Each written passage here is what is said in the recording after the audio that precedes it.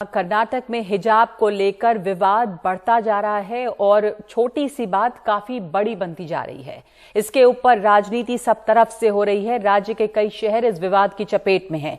विवाद को बढ़ता हुआ देखकर कर्नाटक सरकार ने सभी हाई स्कूल और कॉलेज को अगले 3 दिनों के लिए बंद कर दिया है।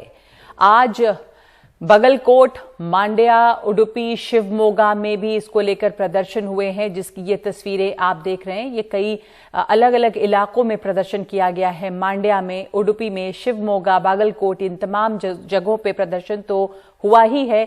साथ ही साथ शिवमोगा में पत्थरबाजी हुई है, बागलकोट में भी पत्थरबाजी हुई है और यहाँ पे जबरदस्ती भगवा झंडा लगाने के बाद आज रात तक धारा 144 लगा दी गई है। कॉलेज में हिजाब पहनने को लेकर उठे इस विवाद पर आज हाईकोर्ट में भी सुनवाई हुई, जो सुनवाई कल भी जारी रहेगी।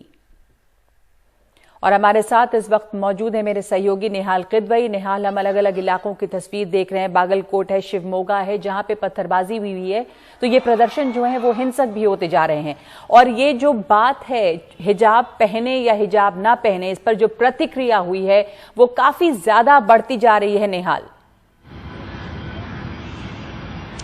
देखिए, बहुत ही दुखद है ये, क्योंकि वो छात्र जो कल तक एक दूसरे के साथ बैठ करके एक स्कूल में, एक क्लास में पढ़ते थे, एक दूसरे का खाना साथ में शेयर करते थे, आज वो एक दूसरे के खिलाफ भड़काऊ भाषण दे रहे हैं, एक दूसरे का विरोध कर रहे हैं।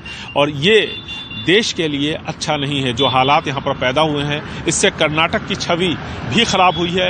एक IT सिटी की जो छवि थी, वो छवि को बहुत ही गहरा धक्का लगा है और इससे उभरना बहुत आसान नहीं होगा। सरकार ने 3 दिन के लिए छुट्टी की घोषणा की है, क्योंकि कल बुधवार, गुरुवार और शुक्रवार के शनिवार रविवार को वैसे भी बंद रहते हैं। इस बीच में हाईकोर्ट का फैसला आएगा और वो फैसला सबको मान्य होगा। लेकिन यहाँ पर जो सवाल उठाए जा रहे हैं वो इस बात को लेकर के है कि आखिर ऐसा क्या हुआ कि कुछ लड़कियां, बहुत ही कम, जैसे कि आप उडुपी की बात कर लें, जहाँ पर यह सारा मामला जहाँ से शुरू हुआ, वहाँ 96 में से 6 लड़कियों के बारे में हमें जो शिक्षा मंत्री है BC नागेश, उन्होंने बताया कि 6 लड़कियों ने आपत्ति की थी। वो इसका हिजाब लगा करके क्लास में बैठ रही थी। हिजाब का मतलब यह नहीं होता कि पूरा बुर्का उन्होंने पहना था, चेहरे को छिपाया था। किसी को कोई आपत्ति नहीं थी। जो पहनना चाह रहा था पहन रहा था, जो नहीं पहनना चाह रहा था वो नहीं चाह रहा था। अचानक से ये मामला उठा और इस लेवल तक पहुंच गया है कि वो छात्र जो साथ में हमेशा रहते थे, एक दूसरे के सुख दुख में साथ में होते थे, एक दूसरे का टिफिन करते थे शेयर, वो आज एक दूसरे के खिलाफ बयानबाजी कर रहे हैं। हमारे ठीक पीछे कर्नाटक हाईकोर्ट है, सिग्नल वहां पर अच्छा नहीं होता, इसलिए हमें थोड़ा दूर आना पड़ा। तो कुल मिलाकर के जो हाल, कल भी सुनवाई हाईकोर्ट में होगी, लेकिन जज ने बिल्कुल साफ कह दिया है कि जितने भी पक्ष है वो अपनी बात रखें, लेकिन थोड़ा जल्दी अपनी बात को पूरा करें ताकि वो फैसला सुना सके। जज चाहते थे कि आज ही फैसला सुनाएं, लेकिन बहस लंबी चल गई और इसलिए कल तक के लिए कार्रवाई स्थगित की गई है। कल 2:30 बजे फिर से कोर्ट में इस पर सुनवाई होगी।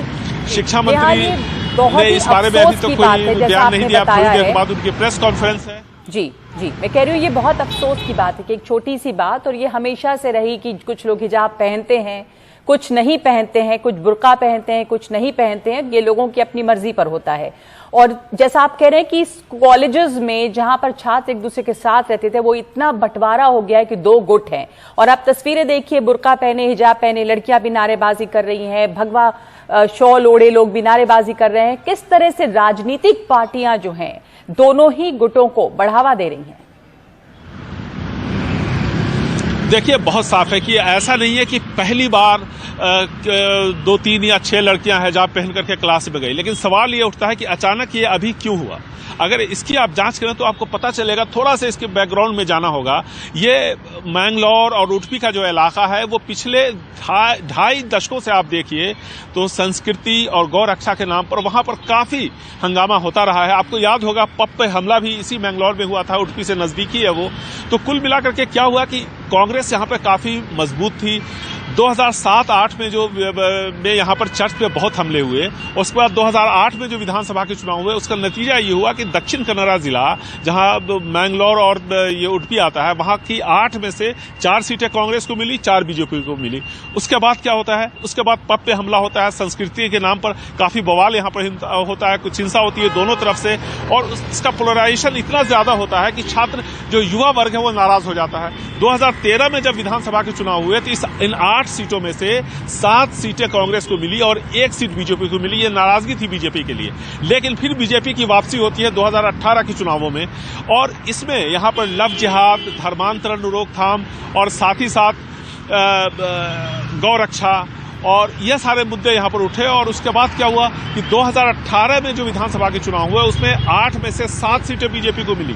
2013 में 1 सीट मिली थी, 7 सीटें कांग्रेस को मिली थी। 2018 में 7 सीटें बीजेपी को मिली, 1 सीट कांग्रेस को मिली। अब फिर चुनाव होने हैं, और यहां पर जो इस तरह का एजेंडा सेट होता है, इस एजेंडा का असर पूरे राज्य में देखने को मिलता है। और यहां पर क्यों सेट होता है? इसलिए यहां पर इकोनॉमिक डिस्पैरिटी बहुत ज्यादा है, जो आर्थिक विषमता है वो बहुत ज्यादा है। ये वो इलाका है जहां बहुत ज्यादातर जो मुस्लिम हैं वो आपको गल्फ कंट्रीज में मिलेंगे, और इस वजह से उनका वो जो एक इकोनॉमिक डिस्पैरिटी है, वो एक बहुत बड़ी वजह है इस तरह यहाँ पर, यहाँ इस तरह का माहौल को बनाने में, और इसका फायदा सभी राजनीतिक दल लेते हैं। अब से कुछ दिन पहले यहाँ पर पंचायत के चुनाव हुए थे, उन पंचायत के चुनावों में एसडीपीआई के समर्थन वाले जो उम्मीदवार थे, उनको 280 के आसपास सीटें मिली। क्यों मिली? कहते हैं कि एनआरसी सीए का जो प्रोटेस्ट हुआ, उस प्रोटेस्ट में जो पोलराइजेशन हुआ, उसका फायदा एसडीपीआई को मिला, और एसडीपीआई मुस्लिम हितों की बात करती है। इससे कांग्रेस को बेचैनी बढ़ी, क्योंकि ये वो सीटें थी जो कांग्रेस को मिला करती थी। पहली बार एसडीपीआई को 280 सीटें मिली, पहले 60 या 70 सीटें मिलती थी। अब बीजेपी की परेशानी यह है कि उनके गढ़ में अगर एसडीपीआई आगे बढ़ रहा है तो उन्हें भी परेशानी है। ऐसी सूरत में यह हिजाब का नया मामला सामने आया है।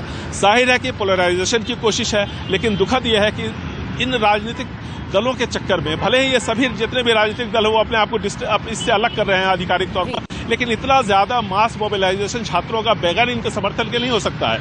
और ऐसे सूरत में राजनीतिक हितों को साधने के लिए अगले साल होने वाले विधानसभा चुनावों का एजेंडा तय करने के लिए इन्होंने छात्रों को उलझा दिया है, और ये बहुत ही दुखद है देश के लिए भी। और ये छात्र जो हैं वो इस प्रदर्शन में जुटे हुए हैं। जाहिर है कि बिना राजनीतिक पार्टियों, दोनों ही तरफ बिना राजनीतिक पार्टियों के समर्थन के इस तरह का ध्रुवीकरण नहीं हो सकता। और अगर ध्रुवीकरण होता है, पोलराइजेशन अगर होता है, तो फायदा किसको होता है ये आप हम सब अच्छी तरह से समझ सकते हैं। अफसोस की बात यह है कि कॉलेजेस इसकी वजह से, स्कूल इसकी वजह से, इस तरह के मुद्दे की वजह से 3 दिन के लिए बंद किए गए हैं। अब इस पर फैसला आना है कि क्या होगा आगे।